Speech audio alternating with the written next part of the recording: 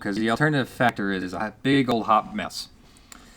But it does introduce us to like the antimatter universe, which is huge in DC Comics, because there you have Crisis on Infinite Earths and all that stuff. So I feel like they took the antimatter universe stuff from this episode and just incorporated into some Green Lantern books, and then that became a big working basis for where the anti-monitor comes from.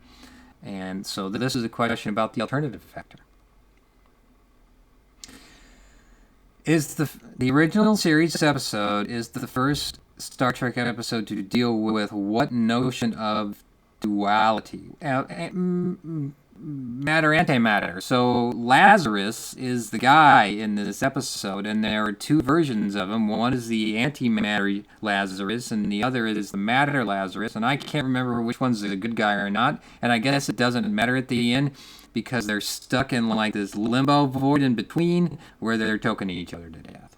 Much like Let That Be Your Last Battlefield, only they're not like thousands. But anyway, and we're first introduced to lithium. We're not yet a dilithium there, and Lazarus has its little bubble spaceship. But the rest of the episode is a mess. And I remember in the first scene, they do the time is come unbroken, and they throw up an image of kind of a nebula or whatnot that was that I remember seeing on a National Geographic cover that I'm sure was around the time that episode was produced in 1966. Okay, that's alternative factor. We'll see how I did later.